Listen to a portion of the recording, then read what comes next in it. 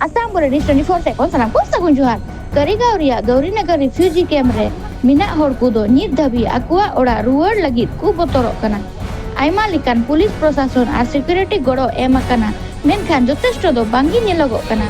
Adivasi Welfare and Development Council ar sanam santal pathua sawtar ren mukhiya ar kamiya ku seterina hor kuwa khobor hataw ar sahos ku em otuak kuwa bang botorok lagit ar jawgi sabodhan riku tahen ma.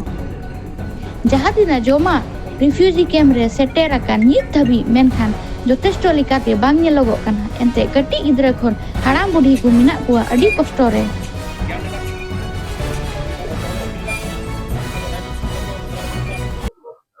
যোৱা 19 তাৰিখে কাৰিগাঁৱৰ এই গৌৰীনগৰ গাঁৱৰ সমীপত যি ঘটনা ঘটি গ'ল, এই ঘটনা ঘটি যোৱাৰ পিছত আক্ৰমণ প্ৰত্যাক্ৰমণ বহুত আমি চাবলৈ পালোঁ আৰু আমি সেইকাৰণে ভাবিলোঁ যে নাই আমাৰ কাউন্সিলৰ এটা সজাতি দলে যিহেতু ৰিলিফ কেম্পবিলাক অলৰেডি স্থাপন হৈছে, আমি গৈ পৰিদৰ্শন কৰিব লাগিব আমাৰ মানুহখিনি কেনেধৰণে আছে।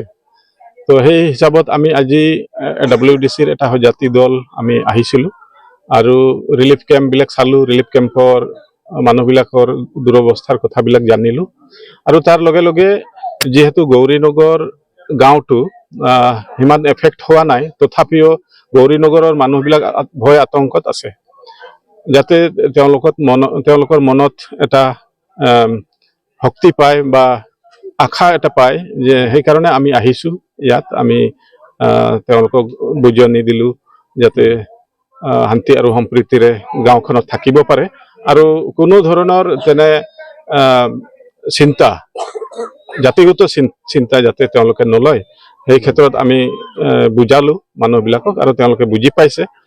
আৰু ইতিমধ্যে যোৱাকালি BTC ছেক্ৰেটাৰিয়েটত এটা শান্তি মিটিং BTC চৰকাৰ আৰু আমাৰ জিলা প্ৰশাসনৰ তৰফৰ পৰা মাতা হৈছিলে। তাতেও বিভিন্ন জাতীয় দল সংগঠনৰ মাজত আলোচনা হৈছে, শান্তি প্ৰতিষ্ঠা কৰাৰ ক্ষেত্ৰত তেখেতসকলে ধুনীয়া পদক্ষেপ লৈছে।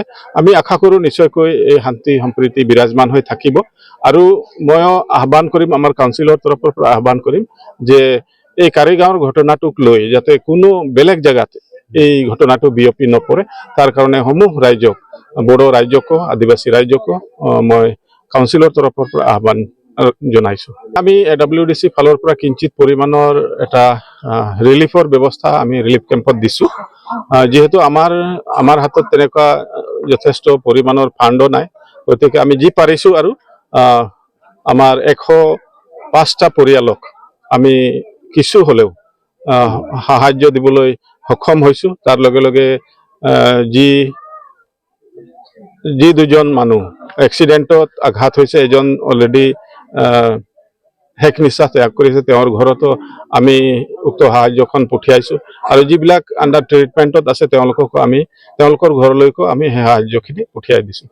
আজি যিহেতু আমি এই ভিজিটৰ সময়তে DC চাহাবক লগ পালোঁ, DC চাহাবৰ লগত আমাৰ এই পুনৰ সংস্থাপনৰ কথাবিলাকৰ ওপৰত আলোচনা হ'ল আৰু তেখেতে আমাক কথা দিলে যে অহা 2-3 দিনৰ ভিতৰতে এফেক্টেড পৰিয়ালক 50,000 কৰি টকা দি পেলাই নিজ নিজ গাঁৱলৈ উভতাই পঠাব আৰু যিহেতু আইন শৃংখলাৰ কথা আছে, গতিকে চৰকাৰৰ ফালৰ পৰা পুলিচ প্ৰশাসনৰ সহায় আৰু সহযোগিতা লৈ পেলাই মানুহবিলাকক নিজৰ গাঁৱত ঘূৰাই পঠাব।